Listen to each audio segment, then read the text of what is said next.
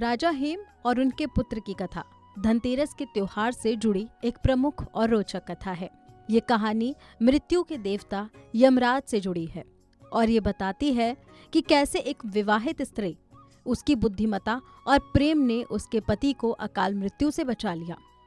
बहुत समय पहले एक नगर में राजा हेम नामक एक प्रतापी राजा रहते थे। उनके पुत्र की कुंडली में एक अशुभ योग था। ज्योतिषों ने भविष्यवाणी की थी कि राजा के पुत्र की शादी के 4 दिन बाद उसकी मृत्यु हो जाएगी। राजा हेम और उनकी रानी इस भविष्यवाणी को लेकर बहुत चिंतित थे, लेकिन भविष्यवाणी की ताकत के सामने वे असहाय थे। समय बीता और राजा हेम के पुत्र की शादी निश्चित हुई। विवाह संपन्न हुआ, लेकिन राजा और रानी के मन में अपने पुत्र की मृत्यु की चिंता बनी रही। विवाह के चौथे दिन को लेकर सभी चिंतित थे, क्योंकि उसी दिन उसकी मृत्यु होनी थी।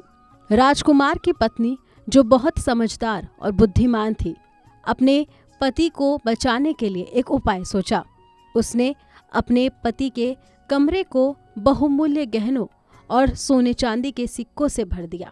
उसने घर के बाहर भी ढेर सारे दीपक जलाए और चारों ओर कीमती धातुओं की चमक बिखेर दी।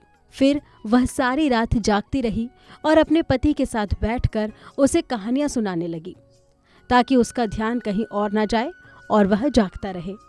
यमराज, जो मृत्यु के देवता थे, उस रात राजा हेम के पुत्र की आत्मा लेने के लिए आए। लेकिन जब यमराज राजकुमार के घर पहुंचे तो उन्हें बाहर सोने चांदी और दीपकों की अद्भुत चमक दिखाई दी। इससे यमराज को भ्रम हुआ और वे उस कमरे के अंदर प्रवेश नहीं कर पाए। राजकुमार की पत्नी की इस चालाकी और दीपों की रोशनी के कारण यमराज उसकी आत्मा नहीं ले पाए और खाली हाथ लौट गए। इस प्रकार राजकुमार की मृत्यु टल गई और वह जीवित रहा।